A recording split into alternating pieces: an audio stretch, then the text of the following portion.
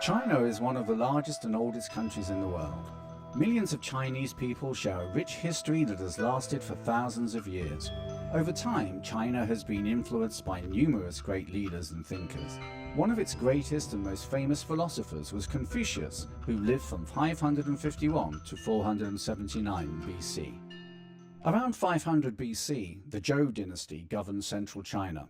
However, its rulers were weak and the dynasty was in decline. Local warlords fought among themselves for land and power. Family members also fought one another over property and money.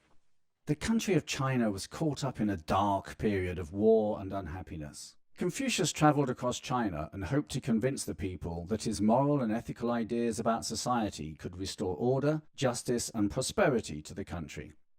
He believed that peace and harmony depended on having the correct and proper conduct in key relationships.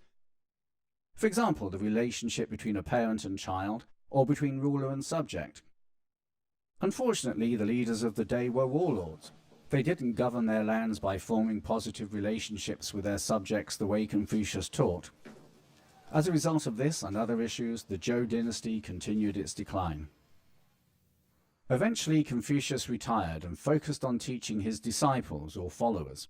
After his death, his disciples developed and expanded his ideas through the centuries. Finally, 300 years after Confucius died, the Han dynasty adopted his philosophy as its official government policy. Confucianism became an important part of the Han dynasty as well as others, and his ideas still influence China today. The master said, "A youth should be respectful of his elders." The respect that young people show towards the elder members of their family is still an important aspect of Chinese life today.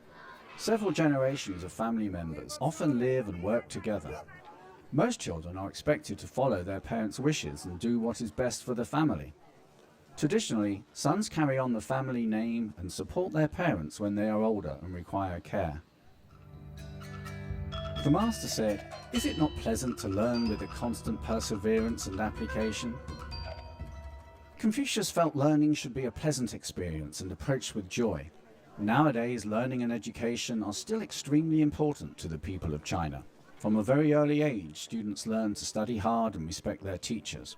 Throughout the history of China and many other cultures, an education has been an opportunity to move up in the world and attain success in a number of ways. More than 5 million young people in China graduate from university every year. Some seek jobs in China, others choose to explore their options by going abroad. Over 30 million Chinese people now live in other parts of the world, including Southeast Asia, the United States, Canada, and other countries and regions.